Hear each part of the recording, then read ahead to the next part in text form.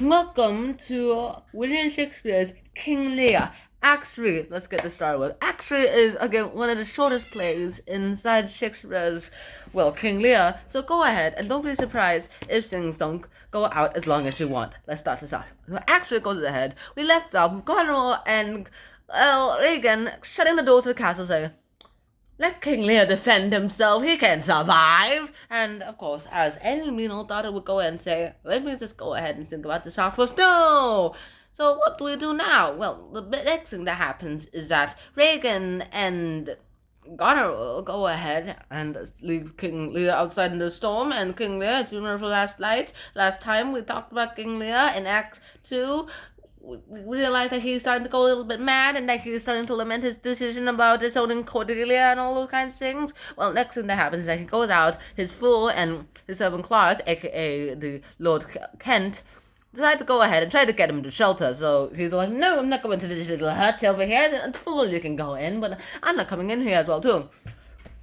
Claus, aka the Lord Kent, I'm just gonna call him the Lord Kent. Lord Kent just tries to get the King Lear inside the hut, and then the fool screams, coming out saying, "There's an evil spirit inside here!" And out comes Edmund, as disguised with an alliance that he calls himself, "I'm poor Tom, how are you?" So what happens next is that not much actually happens next. They go ahead, they talk about their own little adventures in his house, and King Lear asks the philosopher, as he calls Edmund, is your misfortunes also caused by also caused by two daughters who are misfortunate?"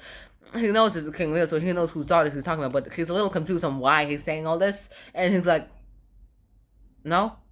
Now, this is where we find out that King Lear is actually a little bit mad, mainly because, he's a bit off the beaten track, shall I say. Now, there's something about Edgar here. Edgar is the one who's disguised as poor Tom. Tom in the cards below that I actually called him Edmund. Edgar here went ahead and said something that's a little bit dangerous as well to Edgar, disguised as poor Tom. Went ahead and decided to help his father as well too. Edmund is poisoning their minds. The evil Edmund is poisoning their minds, and so much more has happened here as well too. Edmund, Edgar, they will eventually fight each other, and then again, so much more will happen in the later afterlife.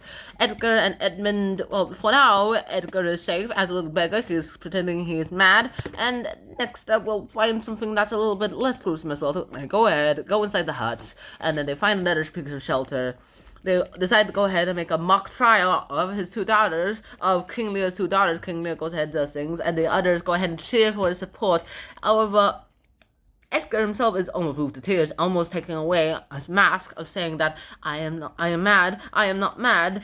Mask of "I am mad," but almost crying out of emotions. He has his own misfortunes, but he also realizes that King Lear has more misfortunes than him as well too, and so he's very, very worried about this, as well as the fact that maybe it is time that King Lear restores his throne and maybe goes back to sanity. But then again, he needs help, and Edgar will try to do anything to help him at that too.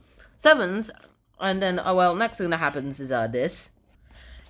So Regan and her servant, and as well as Cornwall himself, goes ahead and gouge out Gloucester's eyes, because he's loyal to the king, who is technically a traitor in Regan's eyes. So Gloucester's like, "This is my duty," and they rip out his eyes. A servant having a moral crisis inside of him decides, "Okay, I've seen enough. I'm going to kill Cornwall." He fights Cornwall, but he dies in the process. But not before he inflicts a lethal wound on Cornwall. Cornwall shortly dies afterwards, and then the servant dies after Regan goes ahead and makes a cowardly stab in the back, which is a very coward move, so she's a very big coward. And they send out Gloucester with no eyes at all. They squish his eyeballs, which is gross. I'm not sure how they acted that in the olden days, but I definitely don't want to see a movie of King Lear anytime soon. They send out Gloucester. Gloucester ends up with Kent and Lear, and they go ahead and talk to each other. Edgar immediately recognizes him, but he's not about to reveal his identity, and that's pretty much where it ends. Oh yeah, it also ends with the scene where some of the servants of Reagan decide to go out and find Gloucester and help him, because they actually feel sorry for the guy. He's innocent, he's just doing his duty, and he has nothing to do with Reagan. He has never been disloyal to Reagan, and he's innocent. He shouldn't have his eyes gouged out. And that's it. That's actually William Shakespeare's King Lear. I really hope you guys enjoyed this episode. I hope to see you guys in the next one. Until then, Shanana, peace. Bye bye. Keep it real.